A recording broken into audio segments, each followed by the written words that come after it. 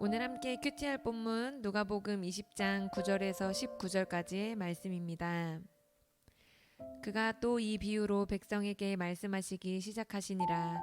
한 사람이 포도원을 만들어 농부들에게 새로 주고 타국에 가서 오래 있다가 때가 이름에 포도원 소출 얼마를 바치게 하려고 한 종을 농부들에게 보내니 농부들이 종을 몹시 때리고 거저 보내었거늘 다시 다른 종을 보내니 그도 몹시 때리고 능욕하고 거저 보내었거늘 다시 세 번째 종을 보내니 이 종도 상하게 하고 내쫓은지라. 포도원 주인이 이르되 어찌할까 내 사랑하는 아들을 보내리니 그들이 혹 그는 존대하리라 하였더니 농부들이 그를 보고 서로 의논하여 이르되 이는 상속자니 죽이고 그 유산을 우리의 것으로 만들자 하고 포도원 밖에 내쫓아 죽였느니라. 그런즉 포도원 주인이 이 사람들을 어떻게 하겠느냐. 와서 그 농부들을 진멸하고 포도원을 다른 사람들에게 주리라 하시니 사람들이 듣고 이르되 그렇게 되지 말아지이다 하거늘 그들을 보시며 이르시되 그러면 기록된 바 건축자들의 버린 돌이 모퉁이의 머릿돌이 되었느니라 함이 어찌미냐.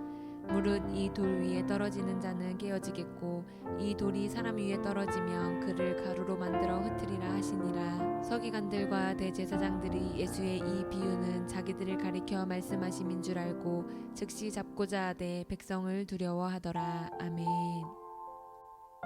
어제 본문을 통해서 우리는 진정한 권위에 대해 살펴보았습니다. 진정한 권위는 하나님께 부여받는 것이고 그것은 하나님의 뜻을 따르고 하나님의 뜻을 전하는 자에게 주어지는 것입니다. 이스라엘의 종교 지도자들은 하나님의 뜻을 따르지 않았기 때문에 그리고 하나님의 뜻을 전하지 않았기 때문에 진정한 권위자들이 아니었습니다. 그러나 예수님은 하나님으로부터 오는 권위를 받으셨고 또 하나님의 뜻을 따르셨고 또 하나님의 뜻을 전하셨기 때문에 완전한 권위자임을 입증하셨습니다. 오늘 본문은 어제 본문에 이어 진짜 권위가 종교 지도자들이 아닌 예수님께 있다라는 것을 다시 한번 보여줍니다. 예수님 그것을 가르쳐주기 위해서 한 가지 비유를 들어주십니다. 우리 9절 말씀입니다. 그가 또 이 비유로 백성에게 말씀하기 시작하시니라. 한 사람이 포도원을 만들어 농부들에게 새로 주고 타국에 가서 오래 있다가 비유에 한 사람이 포도원을 만들었습니다. 그리고 그것을 농부들에게 새로 주고 타국으로 떠났습니다. 당시에는요 팔레스타인 본토에 토지를 소유하고 있지만 외지에 거주하는 유대인과 로마 사람들이 많이 있었습니다.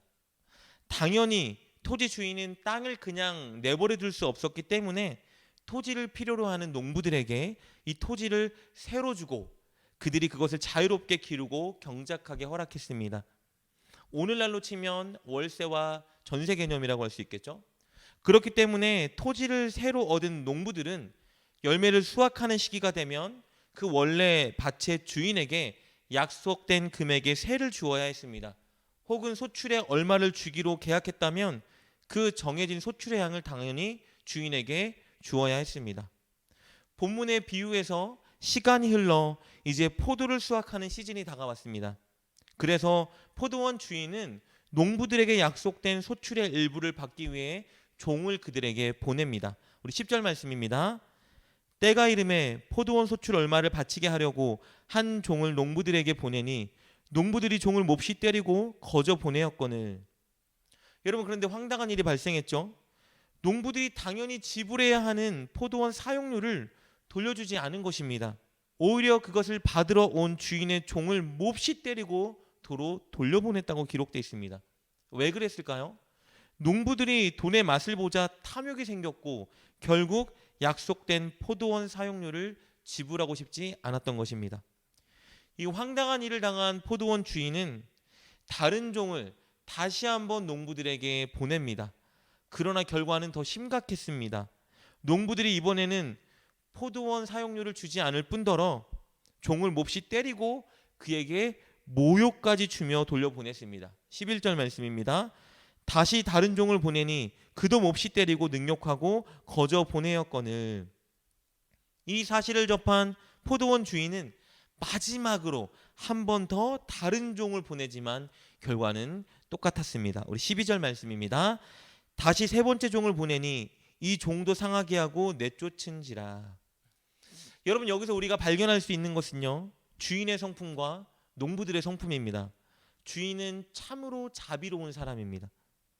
왜냐하면 3번이나 악한 농부들에게 기회를 주고 있기 때문입니다. 반대로 농부들은 포악하고 이기적인 자들입니다. 3번이나 자신의 의무를 저버리고 포도원 주인의 종들에게 폭력을 행사했기 때문입니다. 그런데 여기서 더 놀라운 것은요, 포도원 주인의 결정입니다. 그는 마지막으로 한 번 더 농부들에게 기회를 주려고 했기 때문입니다. 우리 13절 말씀입니다. 포도원 주인이 이르되 어찌할까? 내 사랑하는 아들을 보내리니 그들이 혹 그는 존대하리라 하였더니, 여기 사랑하는 아들이라는 말에서 사랑하는 이라는 단어는요, 유일한 이란 뜻으로도 바꿀 수 있습니다. 그러니까 아버지는 유일한 아들, 자신의 모든 것을 이어받을 유일한 상속자이자 권위를 물려받은 권위자 아들을 보내기로 결심했어요. 아들이 가니까, 권위자가 가니까, 상속자가 가니까 농부들이 이번에는 다른 반응을 보일 것으로 기대했기 때문입니다. 농부들의 반응을 한번 볼까요? 14절 15절 말씀입니다. 농부들이 그를 보고 서로 의논하여 이르되 이는 상속자니 죽이고 그 유산을 우리의 것으로 만들자 하고 포도원 밖에 내쫓아 죽였느니라. 그들은 여전히 돈에 눈이 멀어 포도원 주인의 상속자마저 죽이고 맙니다. 그렇다면 이제 포도원 주인이 해야 되는 일은 한 가지밖에 없겠죠? 가차없이 그들을 심판하는 것입니다. 우리 16절 상반절 말씀 보겠습니다.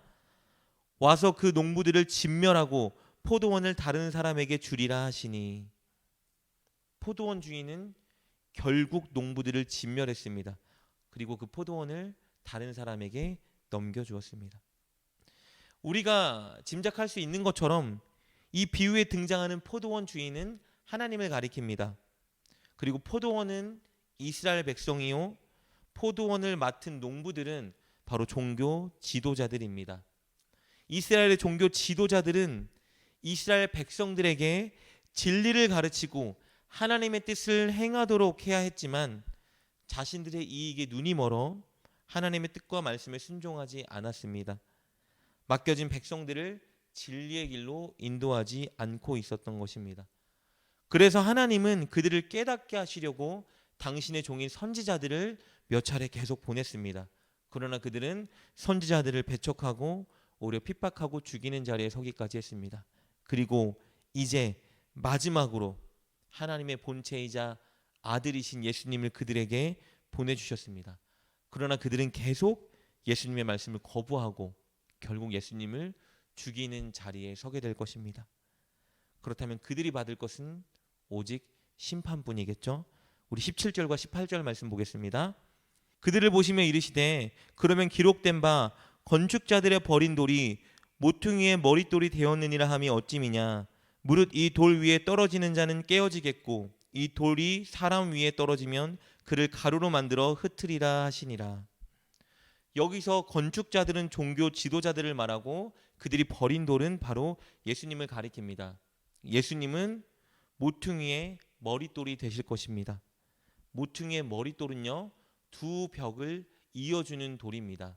즉 이방인과 유대인을 연결하는 하나님 나라의 주인이 되실 것입니다. 그리고 또 이 모퉁이 돌은 건물의 가장 기초가 되는 기초석입니다. 예수님은 당신이 가져오신 하나님 나라의 기초석이 되어 많은 사람들을 하나님 나라로 인도하실 것입니다. 그러나 믿지 않는 자들, 거부하는 자들에게는 심판자가 되실 것입니다. 18절에서 말하고 있는 것처럼 믿지 않는 자들, 하나님의 뜻을 저버린 종교 지도자들을 깨트리시고 가루로 만들어 심판하실 것입니다. 이 비유를 통해서 예수님은 왜 종교 지도자들이 권위자가 아닌지 말씀해 주고 계십니다. 그들은 자신의 이익에 눈이 멀어 하나님의 뜻을 저버리고 심지어 하나님의 유일한 아들 상속자 예수 그리스도까지 죽일 것이기 때문입니다. 동시에 예수님의 권위를 보여줍니다. 예수님은 하나님의 사랑하는 유일한 아들로서 가장 위대한 권위자이십니다. 그렇다면 오늘 이 시대를 살아가는 우리에게 주는 교훈은 무엇일까요? 우리는 최고의 권위자 예수님의 말씀을 따라 살아야 한다는 것입니다. 우리의 유익보다, 사람들의 눈치보다 우리는 유일한 권위자 예수님의 말씀을 따르는 삶을 늘 힘써야 합니다. 여러분, 예수님은 반드시 이 땅에 재림할 것입니다. 그때 예수님은 우리가 당신의 권위를 인정하며 따르고 살았는지 우리에게 물어보실 것입니다. 그러므로 사랑하는 여러분, 오늘도 예수님의 권위를 인정하며 그분의 말씀과 가르치심대로 생각하고 말하고 행동하기 위해 애쓰는 여러분 되시기를 주님의 이름으로 축복합니다. 기도하겠습니다. 하나님, 오늘도 우리가 하나님의 권위에 순종하는 삶을 살게 하여 주옵소서. 우리 눈앞에 펼쳐진 이익이나 손해를 뛰어넘어 하나님의 뜻과 말씀이 가리키는 것을 보고 순종하게 하여 주옵소서. 그리하여 늘 하나님의 권위를 인정하며 하나님의 권위를 받는 진정한 권위자가 되게 하여 주옵소서. 예수님의 이름으로 기도드립니다. 아멘. 오늘 말씀을 통해 깨닫고 결단한 것은 무엇입니까? 그것을 붙들고 하나님께 기도합시다. 그리고 그렇게 실천하며 하루를 살아가는 여러분 되시길 주님의 이름으로 축복합니다.